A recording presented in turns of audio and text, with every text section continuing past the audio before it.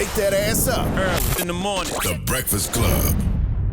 Morning, everybody. It's DJ NV, Charlamagne the Guy. We are the Breakfast Club. We got a special guest in the building, New York City Schools Chancellor David Banks. Welcome, brother.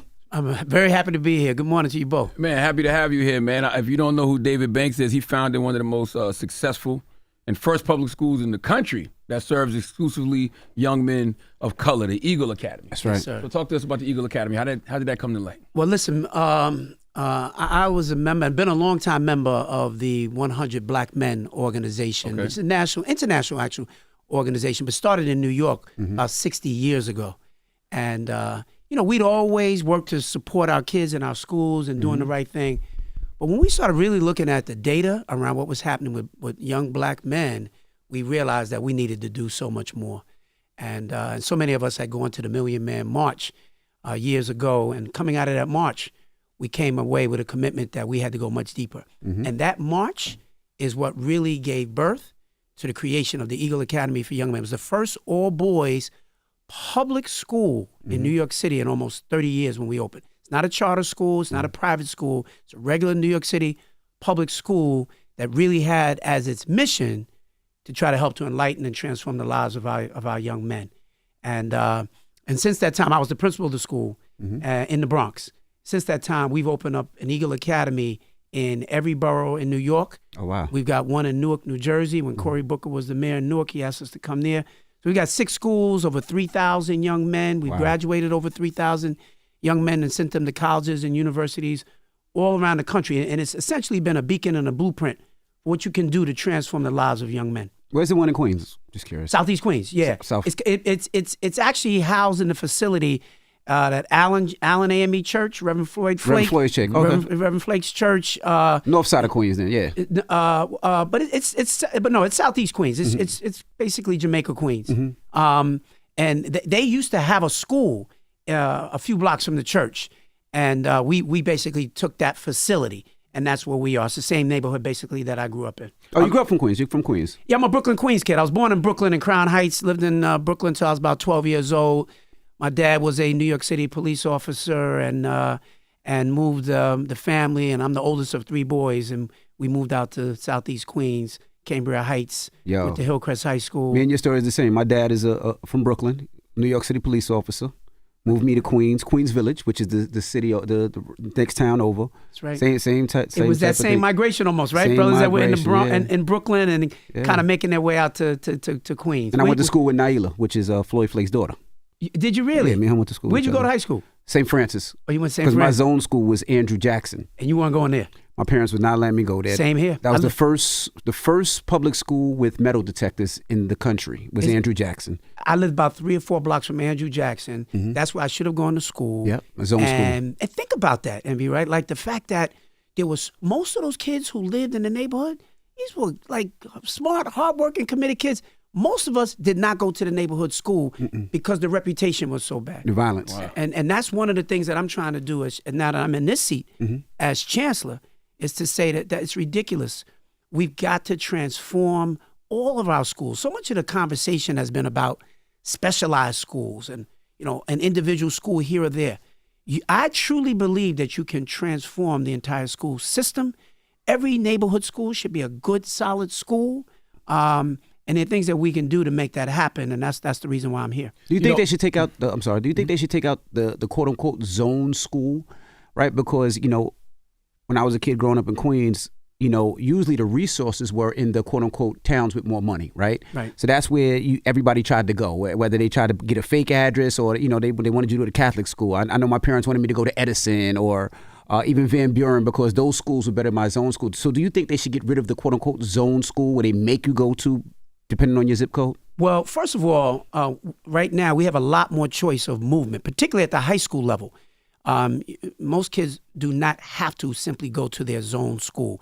There's a lot more movement where you don't have to change your address. You don't have to do all the other stuff to kind of sneak around the system. We offer kids lots of other opportunities. But the reality is that what we have to do is to ensure that every school is a high quality school. So you don't even need to do all of that sneaking around in the first place. And that's where the real work comes in. I'm very interested in knowing, when you say you serve exclusively young men of color, what is different about the Eagle Academy than other schools, other public schools around the country? So when I was heading up the Eagle Academy, you recognize, first of all, you have to start with disaggregating the data, right? Columbia University did a report that said that, this was years ago, 75% of the inmates from the entire state of New York came from 7 neighborhoods in New York City. Wow. Just think about that for a minute. Wow. You're talking about Buffalo, Rochester, Syracuse, Albany, the whole entire state of New York. 75% of the prison population for the whole state was not just from New York City. That's a big enough deal in of its own. 7 very specific zip codes within New York City. But what were they? I'm just curious. You were talking about, and some of this has changed since the time that this report came out. But you were talking about, definitely the Bronx. You're talking about, it was South Bronx. You're talking about Central Harlem. You're talking about Southeast Queens. Mm-hmm. It was the Lower East Side. At the time, it was Ocean Hill, Brownsville. It was the neighborhoods where our folks are, where the greatest concentration of our folks are. Mm-hmm. That's where 75%. That's crazy, for the whole state, right? And the problem was that what you had were people were doing all kinds of analysis about it, and people were having conferences and panel discussions. And I went to so many panel discussions where people just try to play to the crowd and get everybody cheering.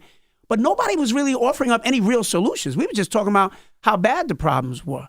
And it seemed like the most you could hope for was a good after-school program for maybe 25 boys. That's about as good as it got. That was the reason why we leaned into creating the Eagle Academy.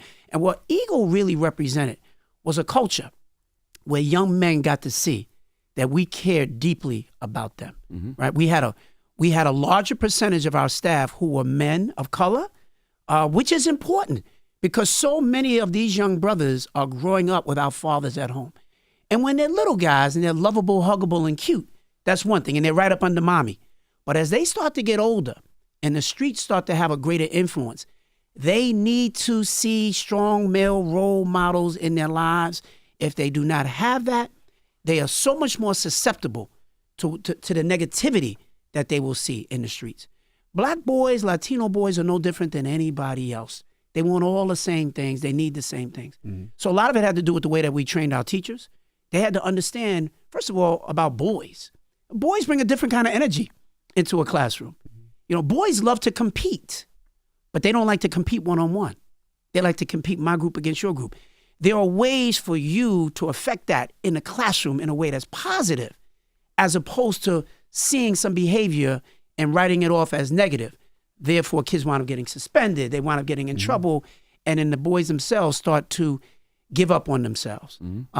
So that's a huge part of what it is that we focus on, is the culture that young men need to know. There are people who deeply believe in them.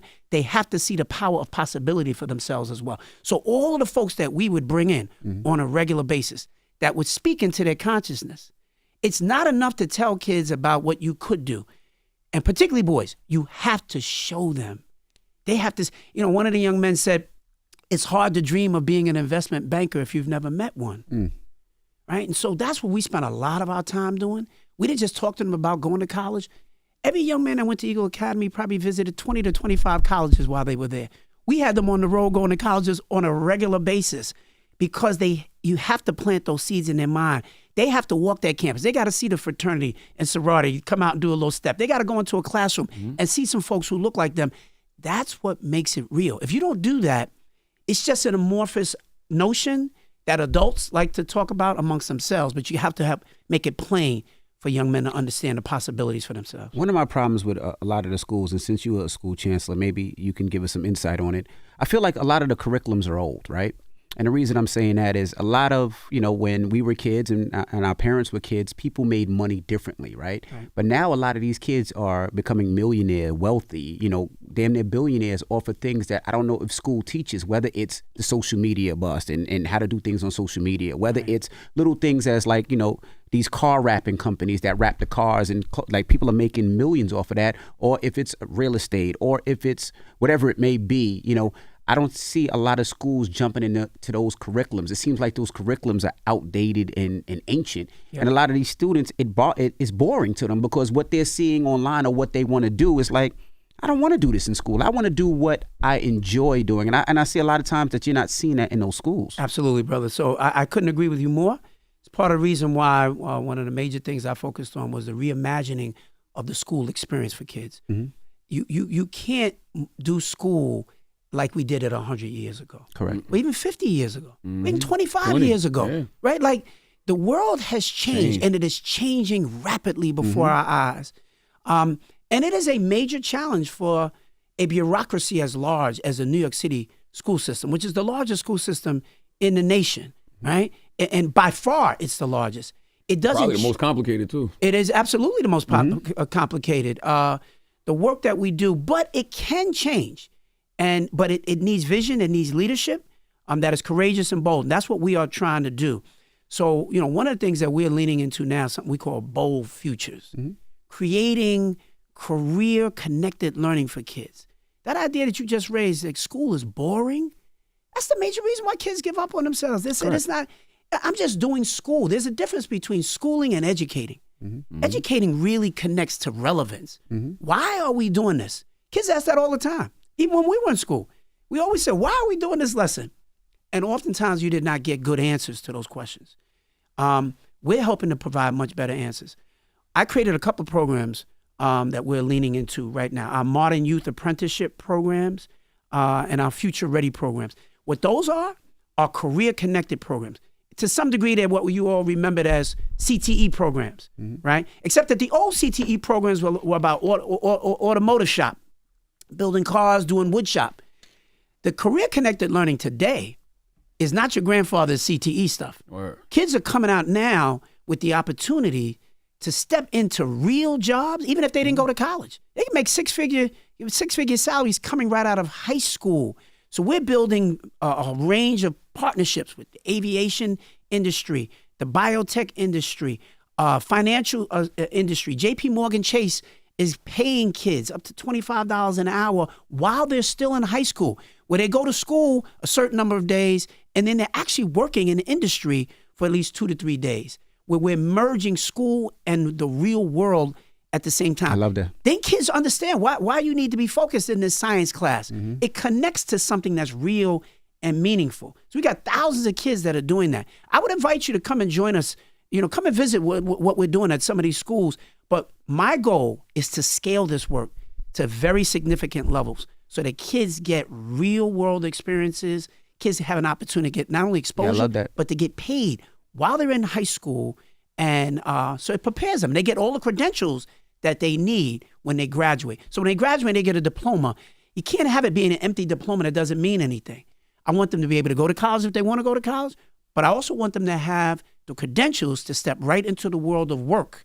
We're doing that right now for all the reasons that you just laid out. Let me ask you a question. What's your thoughts on kids taking maybe a year or two off, right? And this is the reason why I say it. In high school? No, when they graduate out of high school. I'm just curious. We're talking education. The reason maybe after high school before you go to college. I'm explaining why. So I went to Hampton University.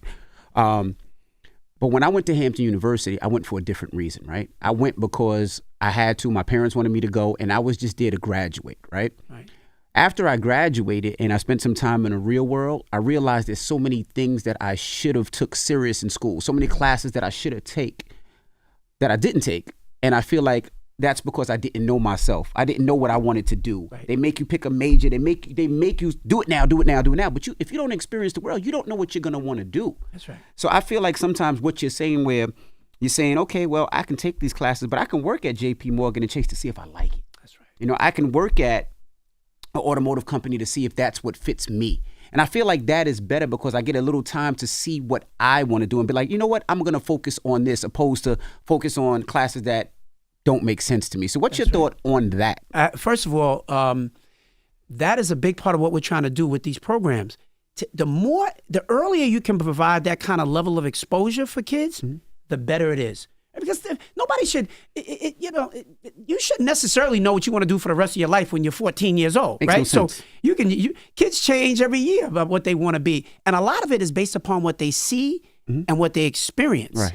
And what we want to do is create more opportunities for them to see different things and to experience different things. The motto of the 100 Black Men is they will be what they see.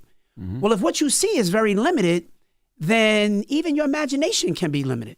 But when you have an opportunity to see more and to see what it means, when I was in high school, I did an internship at the York College Computer Division. This was back when they were doing computer languages of Cobalt and, That's when they had floppy disks. Yeah, exactly, right. This was way before the personal computer. But it was an eye-opener for me because I had a chance to see in real time what the career could potentially look like. And I said, I don't really think I want to do that. I was an engineering major when I went off to college. And I did not have enough exposure to that because I stayed as an engineering major for 2 years before I switched to political science. I said, boy, if I had more exposure to this, I probably wouldn't have chosen engineering. I was a good math and science student, but I didn't really want badly enough to be an engineer.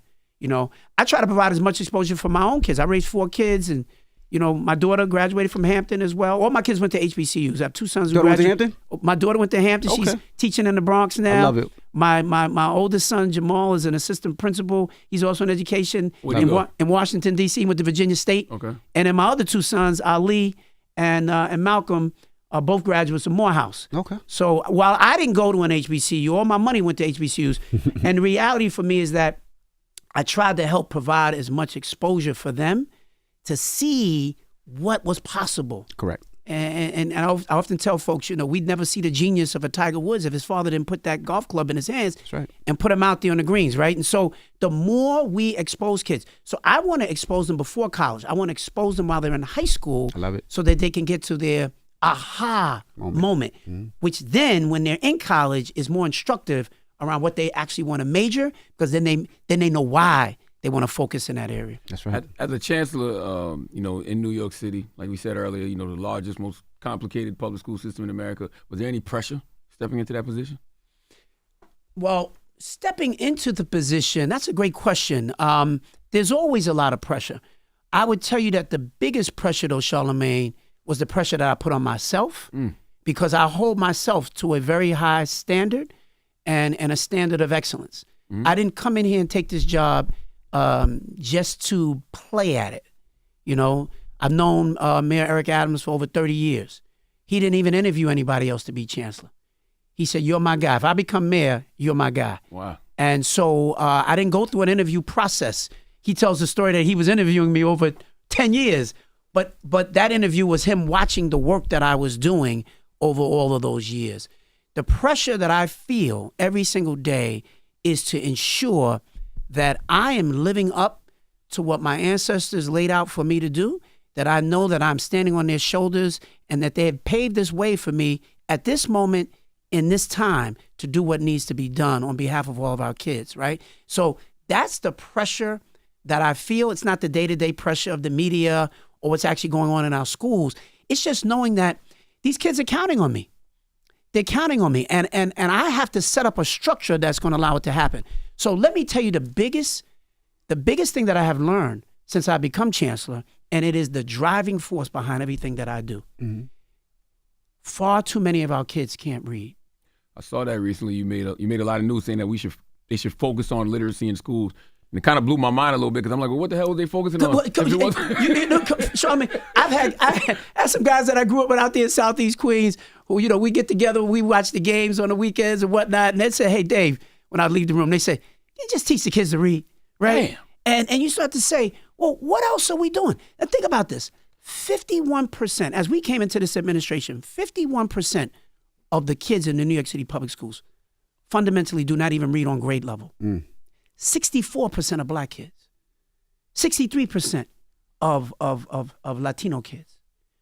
But it's a national phenomenon.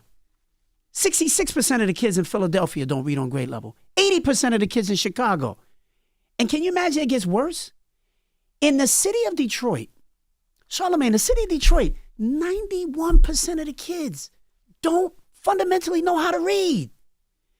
You could get those same results if you never even had a school system.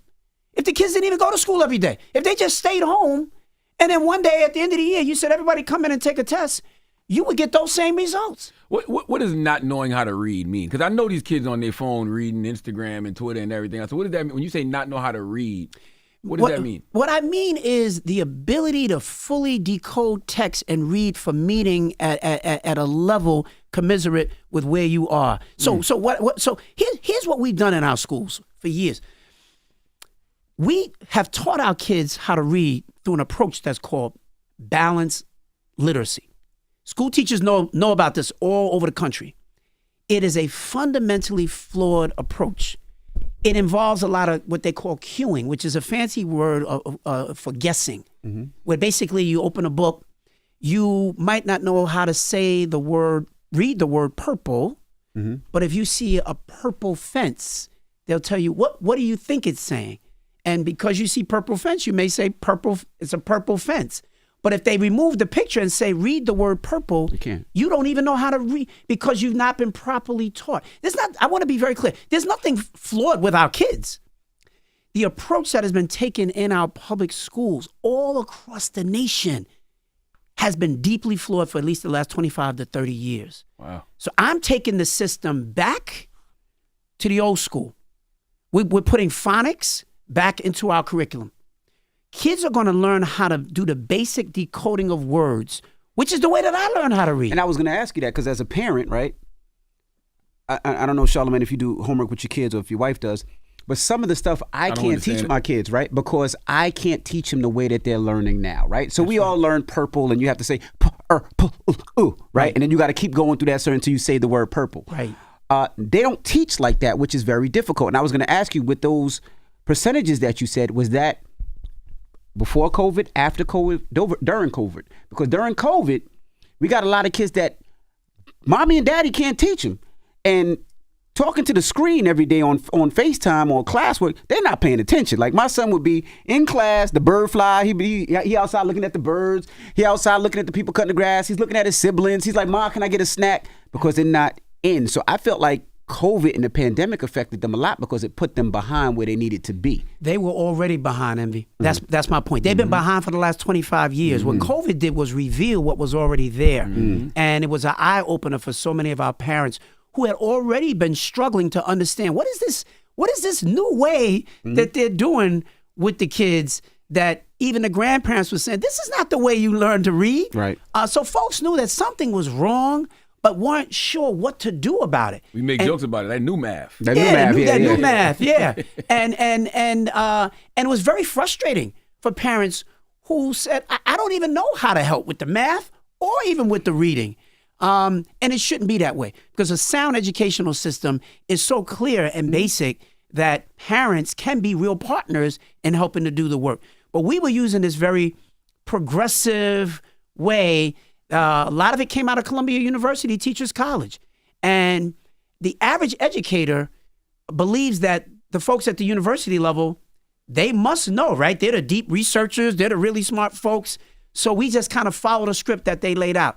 And like the dance of the lemmings, they marched us off the side of the mountain all across the nation. But my message to kids is, it wasn't your fault. My message to the educators is, it wasn't your fault. We gave them a flawed playbook. And I'm giving a very different playbook that's going to put folks back in place. And you know how I know it will work?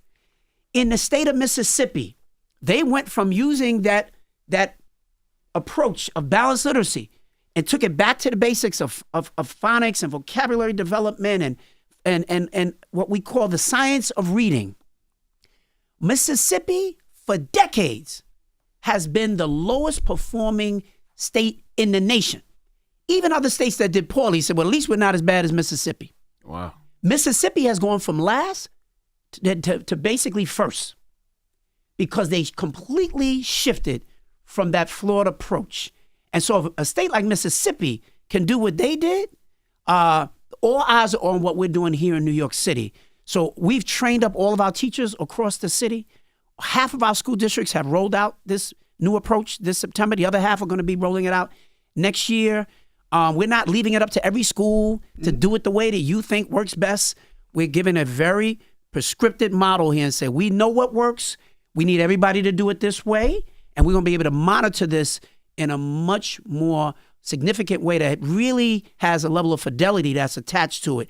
I'm not going to leave this up to just willy-nilly, everybody just doing this, because we've failed kids for far too long, and that stops with me. I guarantee. You think schools are still recovering from the COVID homeschool years? Yeah. Schools are still recovering, but I do think that we're seeing the signs of the recovery.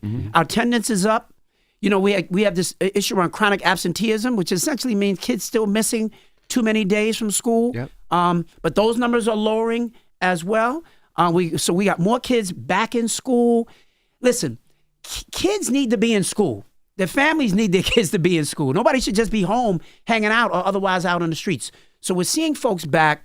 But I think what we're also seeing is because of what we're doing around our literacy work and our career-connected learning, really giving more purpose to schools, kids have a reason to be back in schools in a way that's making sense. I see parents, talk to parents, I speak at churches and whatnot all over the city, and people are saying, thank you, thank you, thank you. It's an amen corner because they know what we're doing is getting our kids back on the right track and is going to give a greater degree of hope for our kids. There's nothing worse than for a little boy or little girl to feel like a failure and they're 8 years old in the 4th grade. Chancellor, I was just going to say, if you do the comparison of kids that you feel are failures or that can't read or can't do math, and you compare it against mental problems or mental illness, and I'm going to tell you why, right?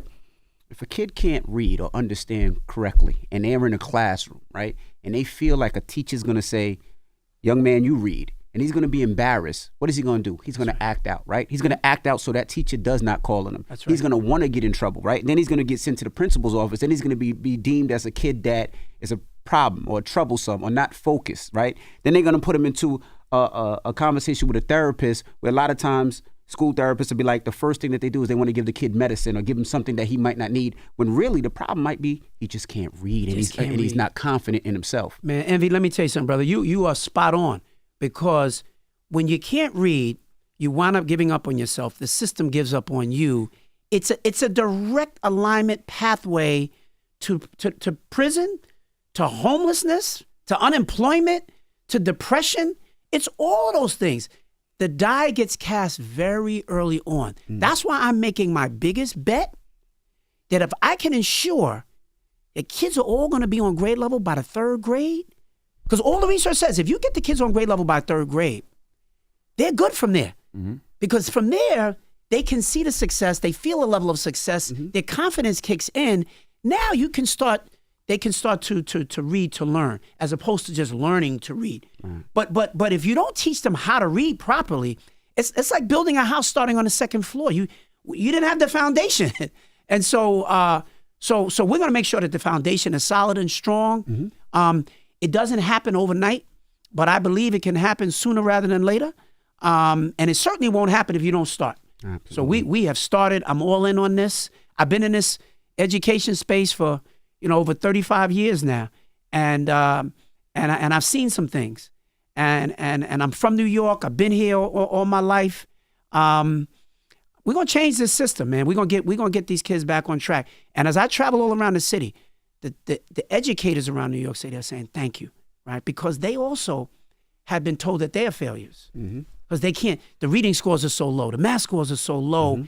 And these are smart people who are committed, who do care about kids. But the narrative on them has been, they're racist, they don't care about kids, they don't care about our kids. That's really not the case. People do care. You have to give them the right script on what they need to do. And that's what we're giving them, and we're going to be monitoring it very closely. How are New York City public schools addressing mental health issues in young people? Well, first of all, there are a whole wide range of things, and kids talk about this all the time, right? So, I mean, we've got over 5,000 social workers across our schools, several thousand guidance counselors who all stand in a gap really around those issues. When you see little Kwame shows up and you can see things are just not quite right and they need some help, right? So we stand in a gap for them. We have over 300 of our schools right now today who have mental health, school-based mental health clinics in the schools. So there are real resources in those schools right now to help to address those needs for our kids who just have some extra supports that they need. Then we have close to 700 more schools, Charlamagne, where they don't have the school-based health clinic, but they have a partnership with the local hospital or some community-based organization that also provides those supports. So we got close to 1,000 of our schools that already have these kinds of supports that are actually in place. One of the things I'm really excited about is this December, together with the Department of Health, we're going to be launching our telehealth program. What that program is designed for high school kids. A high school kid who's going through some stuff, whether it's suicide ideation or just some level of depression, some level of trauma, whatever it might be, they don't have to make an appointment. They don't have to wait till school starts to go and try to find a counselor. They can just pick up their phone. We're going to have, everybody will have this app, and they'll be able to call right into and get somebody in real time who can be on that phone, who can talk them down, who can give them in that moment just what they need. Because there are a lot of kids who are crying out for help, and we can't afford for them to have to wait to get the help. So that's going to start in a couple of months. We're really excited about that.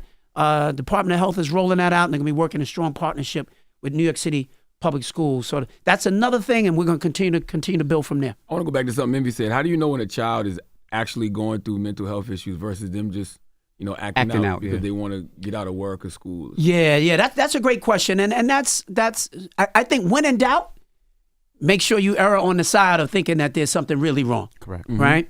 But a lot of that comes from just knowing the kids, right? These kids are not robots, and the people that work in their schools are not robots. So when you ask me about what's the secret sauce to like an Eagle Academy, again, it's our relationships with the kids.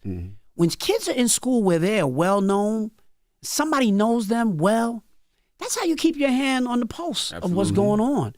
And you can see when the kids are just, something is off from its normal course.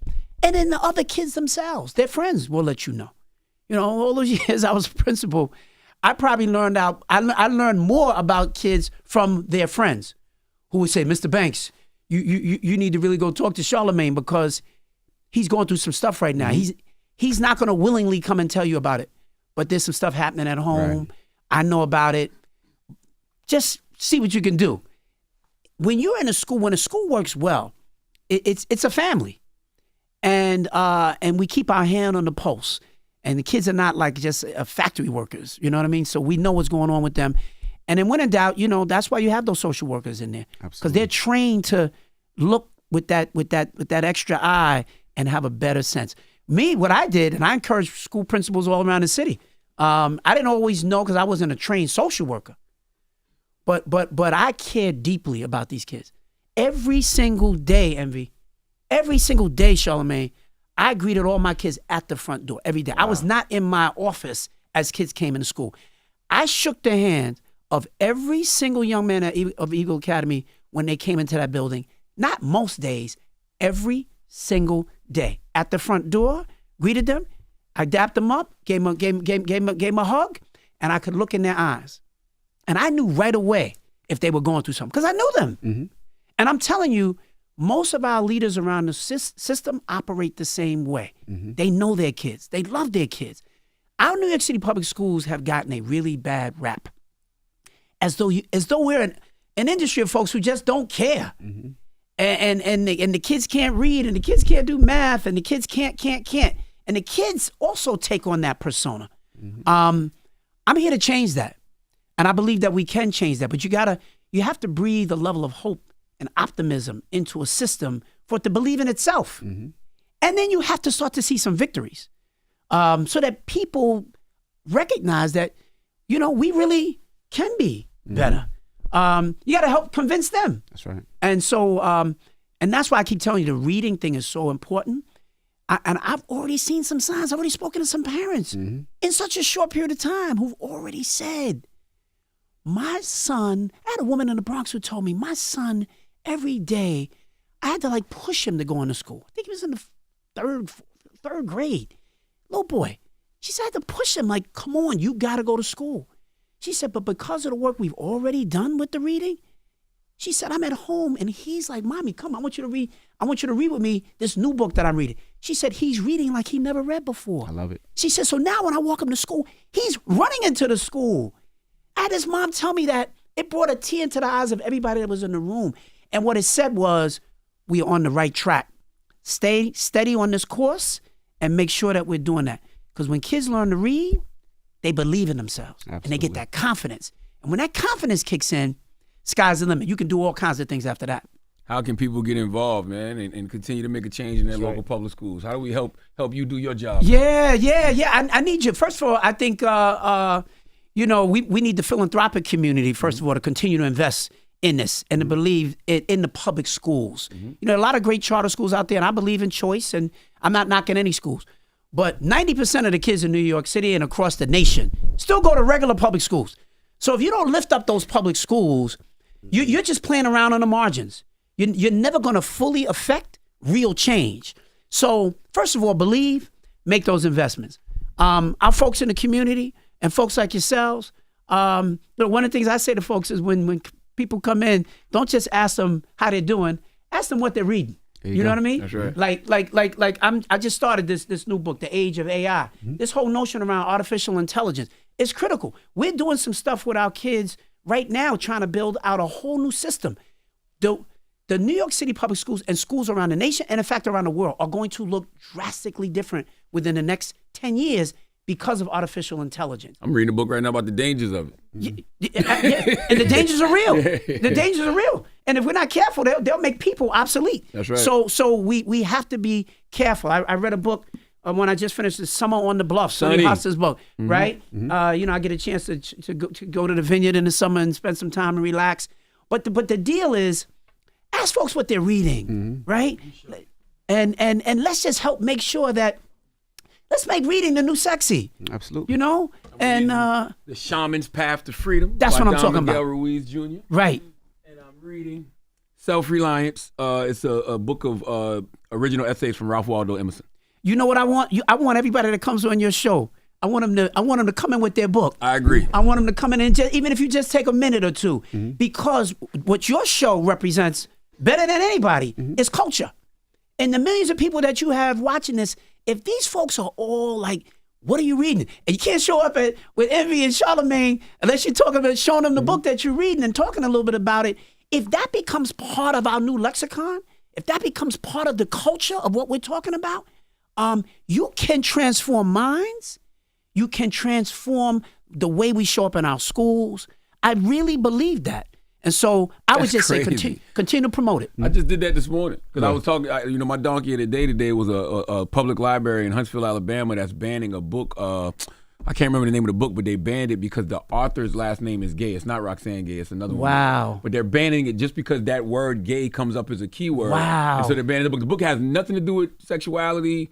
Just his name. Identity. Is that crazy? Nothing. And so I did Donkey Today to that library, but I was talking about how much I love reading because my mom was an English teacher and I grew up on the Book It program. I got 2 books. I'm a New York Times bestselling author. That's I got a right. book imprint. And I'm also from South Carolina where the first anti-literacy laws were created. Wow. So when you ask me about reading and books, it's business and it's personal to me. Yes, man. It's personal. Like I truly believe reading. Reading helped me change my life. See that? Absolutely. And it can help to transform the lives of so many young people. Let me tell you, these kids are brilliant, man. I have the best job in the world. I really do. And it's because, first of all, New York City, there's no place like this, and we know that. But I get to live it every day because every single day I'm moving around the whole city. Right? Like where in the world can you go where one day I started in the Bronx at a school with Cardi B, who it made $1 million donation to her middle school that she graduated from, and the kids go crazy, and she shows up in all her Cardi B-ness, and then I leave there, and at the end of the day, I'm meeting with Jewish yeshiva leaders from the Orthodox Jewish community at City Hall. Where else can you see that range but a place like New York City? That's right. The whole world lives here. I'm at a school last week in Brooklyn, all the kids are Ukrainian. When you understand like what that diversity is, and you figure out how diversity can represent the ultimate beauty of what a nation should really be, it's an amazing, amazing opportunity. But if you don't do it right, you can see some of the craziness like we see in other parts of the country. Absolutely. Where they're banning books. Banning books because the author's last name is gay. How do you feel about that? Just the overall banning of books, especially the black books. Man, it is not only ridiculous, it is so dangerous, and it is a form of indoctrination, because education is ultimately about the enlightenment of the mind. You can't enlighten your mind if you're limiting what folks even have access to. right? And so we should never be about banning books. Certainly there's some books that are appropriate at certain grade levels, and that's true of any good school system. But what we're seeing, which I think is very dangerous, is the banning of books for political reasons. That's right. And I don't stand for that. I want New York City to be a beacon of enlightenment. You're looking at this issue, what's going on in the Middle East right now. As horrible as it is, and we pray for the peace for the people over there. But kids need to be studying why are folks, dropping bombs on each other? That stuff goes back centuries. Let's study that. Let's talk about that. Let's not limit the books. Right. You limit access to knowledge. That's a recipe for indoctrination. That's a recipe for authoritarianism. And it leads you down the wrong path. That's not what any healthy republic or democracy should ever be about. So I'm about consciousness raising. I'm about knowledge. And every side has a little something to offer. And we need to be paying attention to what everybody's saying. This issue of immigration that we're watching every single day and how it's playing out in New York and all across the country. I want our kids studying the issue of the day, not just being told this is the right way and the only thing we're going to read and study is one person's point of view. That's not education. Right. That's not education. So not for it. And we need to continue to make sure that we lift this up. I got one more question because we talked about the mental health piece earlier, and I have an organization called the Mental Wealth Alliance. Yep. And one of our biggest things that we want to do is we want to get social and emotional learning in public schools, K through 12. What are they doing? Yeah. And first of all, let me tell you, we would love to work with you on that, because there's a way for us to take that work and really scale it up, and particularly coming off of the pandemic. The social emotional learning work, and this happened well before I even became chancellor. There's a lot of work that is being done in our schools in support of social emotional learning. I visited a school in Staten Island, like maybe within my first 2 weeks of being in this position. The school designed a wall, and the wall represents, and it lights up. It's a wide range of the feelings that you're having at any given moment in time. And they designed it as a fun wall. And you get a chance to kind of walk along this wall. There's a little path that you walk through. And you get to touch different parts of the wall that reflect the feelings that you're having in that moment. Wow. And the folks in that school get to observe that and figure out who they need to try and support, who's feeling a certain way. Because you have to remember, kids won't always articulate how they're feeling at a given moment. But this is another way for them to kind of physically express where they are. They're feeling anger, they're feeling happiness, or they're feeling joy, they're feeling sadness. Like, what is it that they're feeling? Because ultimately that tips you into a place where somebody needs to sit with you and say, I'm here. That's right. Wow. I'm here, Next year, when I do my mental wealth expo, because we just had it this past Saturday in honor of World Mental Health Day, I want to bring like 200 kids, man. Like, we got to figure that out, how we just have 200 kids in attendance. Charlamagne, we could do 2,000 kids. Oh, yeah, we did 3,000 people this year. Right. But I want to have like, and there's always kids there, but I want to do something specifically where we just have a bunch of kids from New York just there. Brother, you all you got to do is let me know where and when, and we will absolutely make it happen. We would love to be in partnership with you on this. When we go to the schools, the mayor and I, we talk to kids. Mental health is one of the major things that kids talk about, not just for themselves, but for their friends, right? Because they care about their friends, and they can see the stuff that sometimes that their friends are going through. So, yes, let's make that real. Let's partner on that, because young people, they follow your lead as well on so much of this. And if we work in partnership, we have an opportunity to truly impact the lives of just. Let's do it. Let's do it, man. I'm with you. Let's do it. Handshake. Well, brother. there you have it. David Banks, we appreciate you for joining us. Thank you so much, brother. Thank you. New York City Schools Chancellor, and thank you, brother. Thank you. It's the Breakfast Club. Good morning. Wake that ass up. In the morning. The Breakfast Club.